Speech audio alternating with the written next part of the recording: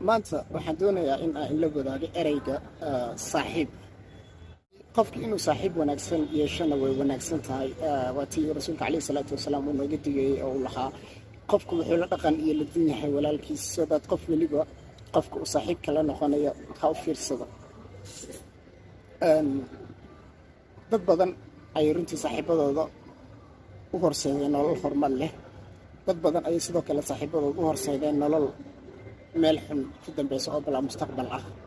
dad badanna sidoo kale hadda waxay ku wareersan yihiin saaxiibadooda halka ay u horseedi doonaan nolol fiican ama nolol xun, whatever macnaha meesha ay u horseedi lahaayeen ayay ku wareersan yihiin. saaxiib marka laga hadlayana runtii waxa oo xasuus mudan oo in la isxasuusiyo mudan xikmaddii carbeed oo lahayd man jalasa qawman 40 yawman saara mithlahum. qofka qof la jooga 40 cisho wuxuu noqdaa sidiisa oo kaleeto ama dabeecadiisa ayuu ka soo baxaa. qofka aad la joogto haddii uu runtii dabeecadiisa ay xun yihiin asentinga adigana 40 cisho ka bacdi inaad dabeecadiisa aad la imaan shaki kuma jiro.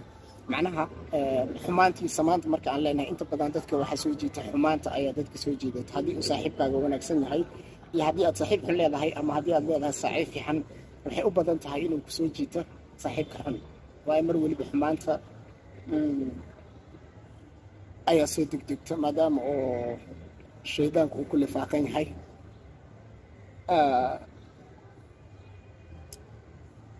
qof ayaa waxaad arkaysaa, soomaalidu waxay tiraahdaa qofka aad kobta ka tolomaysid kobihiisa ayaa la fiiriyaa. saaxiibkaaga wax uu sameeyey adiga haddii aad weydiisid waad tirahdid niyo waxaan inaan daayo ayaan rabaa, maybe waxa macquul wuxuu kugu jawaabayaa maya taas macquul ma aha, ma samayn kartid. tusaale ahaan hadduu balwad leeyahay waad tirahda balwadan inaan daayo ayaan rabaa, wuxuu ku leeyahay balwadaasayta maya ma daan kartid, waxaan lama daan kara waa usi marmarsiyo badan ayuu daba dhigayaa. in aan la daan karinna waa uu ku sheegayaa. teeda labaad, qof marka aad wax weydiisad wuxuu kugu jawaabayaa maya waxaasayta ma samayn kartid. sababta uu kugu jawaabaya waxay tahay su-aasha marka aad weydiisid iskama soo qaadayo in aad adiga samayn kartid iyo in kaleeto, balse wuxuu isweydiinayaa nafsadiisa. shaygan la weydiiyey aniga ma samayn karaa? haa maya. maskaxdiisa waxay ugu jawaabi karaa maya maya waxaas ma samayn kartid. adigana wuxuu ku siinayaa isla jawaabtii maskaxdiisa ay siisa ayuu ku siinayaa, wuxuu ku leeyahay maya waxaas ma samayn kartid. laakiin jawaabta aad weydiisay ma aha mid uu asaga isweydiiyey oo uu yidhi su-aashan amaba ereyganaysa saaxiibkaaga ma samayn karaa isma dhihin, balse wuxuu is yidhi aniga ma samayn karaa. naftiisa ayuu weydiinaya, mar ahaantaasayta cod ahaan uma muujinaya, codkaas asaga kuma maqashiinaya, balse gudihiisa ayuu iska weydiinaya. wuxuu leeyahay aniga waxaanayta ma samayn karaa. naftiisa ayaa u sheegaysa maya waxaas ma samayn kartid. adigana wuxuu ku sheegayaa shaygaas inaadan samayn karin. mar weliba oo qofka uu ku yidhaahda ma samayn kartid shaygaasaytana waxaa jira dareen ee maskaxda u tabinaysa ereygaasayta, maskaxda oo ku aaminsiinaysa waxay inaadan samayn karin oo aad markii aad gadaal ooga noqoto ayuu ku tusaysaa. waana sababta keentay dad badan oo nolosha horumar ka gaari lahaa adduunya aakharaba, dad badan dadkii ka agdhowaa in ay macnaha saameynta ay ku keeneen darteed ee meel u gaari waayeen. sidaad qofka aad la tashanaysid iska fiiri qofka uu yahay. saaxiibka u fiirsa saaxiibkaagana sidoo kaleeto. saaxiibkaaga nolol fiicanna wuu kugu hagi karaa, nolol xunna sidoo kaleeto wuu ku horseedi karaa. mustaqbal fiicanna wuu ku horseedi karaa, mustaqbal xunna wuu ku horseedi karaa. soomaalida waxay tiraahdaa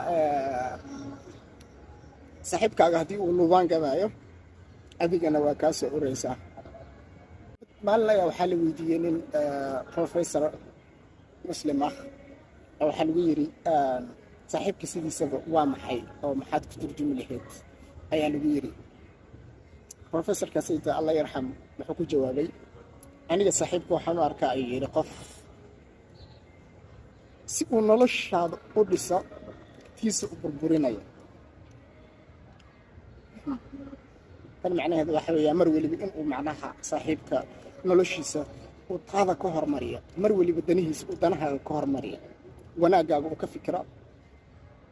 xumaan marka aad ku dhacdaan mar weliba kuu sheego oo ku yidhaahdo waddadanayta aan ku soconno way xun tahay. khalad marka uu kaa dareemo khaladkaasayta kuu sheego oo ku yidhaahda khaladkaasayta waa ku socotaa ee khaladkaasayta ka noqo. waa ka mid weliba mar weliba kugu taageera hankaagii iyo himiladaadii iyo halka aad higsanaysid. sida aad tahay kugu aqbala, dabeecadahaada kugu aqbala, dhaqamadaada kugu aqbala, wax weliba aad tahay kugu aqbala. balse marka aad dhaqan xun la imaado amaba ficilo xun uu kaa yimaado macnaha uu kugu arko aanan kaa aamusin ee ku xasuusiya ficiladaas inay yihiin ficilo xun. haddaba saaxiibka aanu ku xasuusinaynin ficilada aad samaynaysid waxa ay yihiin inay xun yihiin iyo in kale, kaa saaxiibtinimadiisa maxay ku tooran tahay? waxbana kuma tooro. dadaad dhalinyarada 3 qaybood weeyaan. qaar saaxiibadooda ayaa runtii noloshooda sijiyey oo meel xun ku dambaysiiyey. qaar saaxiibadooda ayaa sabab u noqday in ay noloshooda maanta heerka ay taagan tahay ay gaaraan sabab u noqday. qaarna sidoo kale waxay ku wareersan yihiin saaxiibadooda in ay yihiin labadaa qaybood kii ay noqon lahaayeen ayay ku wareersan yihiin. haddaba adiga kuweed ka mid tahay? qaybta koowaad, qaybta labaad iyo qaybta saddexaad.